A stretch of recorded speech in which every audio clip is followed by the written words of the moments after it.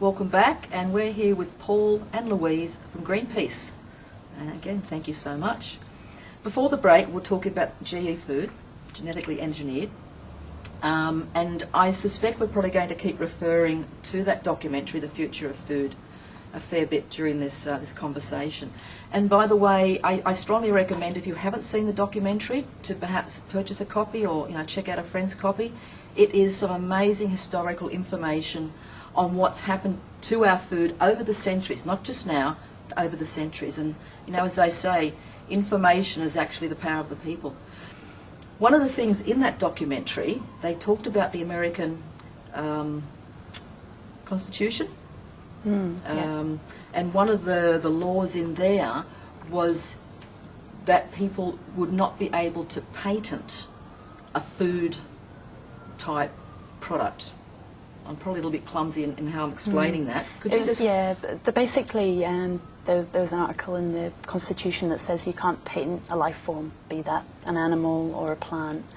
And that was overturned with an oil-eating microbe that a scientist wanted to patent to clean up oil spills, and they basically went to huge lengths to overturn that, taking it all the way to the Supreme Court in the US, saying it's an invention, we want to patent this microbe. And eventually the Supreme Court ruled that yes, they could, even though it was a life form, they could patent it. Of course that life form was actually never commercialized, because although it ate oil, it ate a lot of other things as well, so so it was never released, thankfully, into the environment. But what that did mean was that from then on, companies were able to patent crops, and obviously we're fundamentally opposed to the patenting of life. We think life shouldn't be patented, and there's major ethical concerns associated with the patenting of life.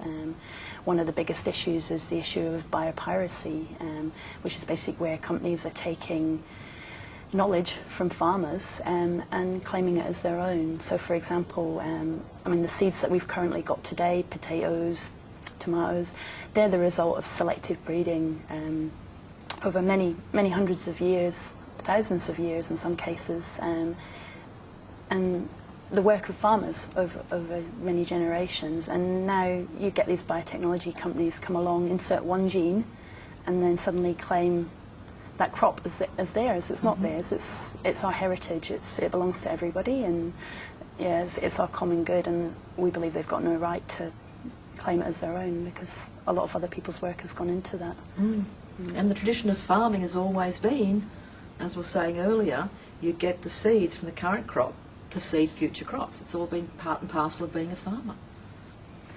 What other organisations would also be campaigning against this? So there's in Australia there's Genethics, there's obviously the organic farming organisations are deeply concerned about it, like the Biological Farmers Association. There's other groups. The Consumers Association are concerned about labelling of genetically engineered food. They believe that consumers should have the right to know what they're eating, especially given that polls show the majority of consumers have said they won't eat genetically engineered food if they've got the choice. The problem is, under the current labelling law, people don't have the choice. The majority of genetically engineered foods that are on our shelves aren't labelled because they contain highly processed ingredients. So that's obviously something else that we're pushing for the federal government to take action to actually properly label genetically engineered foods so that consumers can make a choice. So for example, if canola is commercialised, GE canola is commercialised, canola oil on supermarket shelves won't be labelled as genetically engineered because it's highly processed. And we think that's wrong. Consumers should have the choice to avoid genetically engineered foods if they want to. It comes down to that choice word, doesn't it? Choice for the consumers, choice for the farmers, just that choice.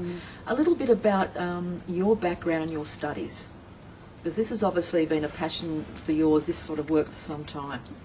Yeah, so I've always been interested in the environment, so I studied biology and biodiversity and conservation at university. I first got drawn into the genetic engineering issue when I was actually living in Scotland up near Inverness, and there was actually a test site just down the road from where I lived, and obviously wasn't very happy about this, and neither were a lot of the other community members. And there was actually a really effective campaign ran up there. We had 500 people marching through the streets of Inverness, which is a lot for a town that size. It's really probably the biggest march that Inverness has ever seen. And as a result, now Scotland's actually become GE free. So when was that? It was this year, actually. Really? So the Highlands declared itself a GE-free zone a few years ago, and now Scotland's followed through as well. And there's actually a number of European countries. France just announced a couple of weeks ago that they're not going to grow any more GE crops. They've been growing GE corn, and they've decided not to grow GE crops anymore. And Germany's calling for a moratorium on the new approvals of genetically engineered crops until the health and safety concerns around them are resolved. So it seems quite incredible. I mean, all around the world, countries are turning their back on genetically engineered food crops, whilst Australia seems to be embracing them, which is really quite incredible, especially given that Europe's one of our major export markets, and Europeans have made it quite clear that they don't want genetically engineered food. So then what's going to happen with our exports? Well, it's a very real concern. I mean, I imagine there's a very real danger that we'll lose them. Yeah, and I mean, our two major export markets for canola are Japan and Europe, and in both countries, that's why they buy Australian canola, and it's because of its non-GE status. It gives us a marketing advantage over Canada, which obviously if we go down the GE path, we'll lose. Lou, did I see in the press this morning there was an announcement either by the West Australian, I think it was by the West Australian government or one of their own, that a Japanese company had said they were no longer going to buy canola from Victoria and New South Wales because of the decision to allow genetic engineered crops? Yeah, that's right. So that's one of the interesting things in this, is that whilst New South Wales and Victoria seem to be going down the GE path, Western Australia and Tasmania remain resolutely opposed to genetic engineering. So yeah, there was an announcement yesterday that there's a Japanese canola importer is going to from now on source its canola from Western Australia because they're concerned about contamination in New South Wales and Victoria. So this is a huge issue for our farmers, isn't it? And also therefore our economy. Well, Robyn, you were issue. asking Louise before about which the organisations that were opposed to GE, and I think it's worth mentioning that one of our major supermarket chains actually made submissions and said that they didn't want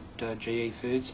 And I'm not sure whether they're Australia's biggest, but one of Australia's largest food companies has also said that they don't favour GE food. So it's not only environment groups and farmers groups that are opposed to genetically engineered crops and foodstuffs. It's a mainstream thing. There's huge opposition to it.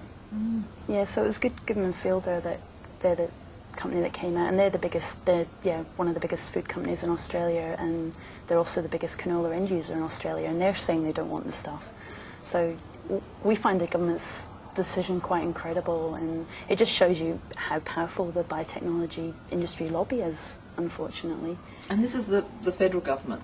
This is the state government. That's so approved it, state government. Well, so what's happened is the federal government's responsible for assessing the health and environmental impacts of genetically engineered crops. So they, back in 2003, they approved canola, a few GE canola varieties as safe for human consumption and environmental use, which we obviously disagree with that assessment. But straight away, the state governments came in and introduced moratoria. They introduced short-term bans on the growing of genetically engineered canola because they were concerned about the market impacts. So the state governments are allowed to put in place bans to protect their markets, basically. So they were concerned about loss of markets. They were concerned about farmers losing income if genetically engineered canola was introduced, and they were really concerned about the segregation and the likelihood of that failing. And we believe that nothing's changed in those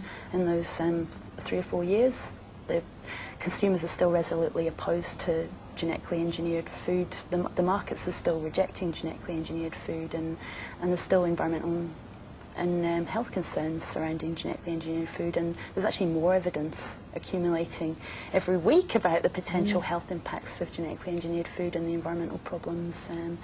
So we find the state government's decision really quite incredible.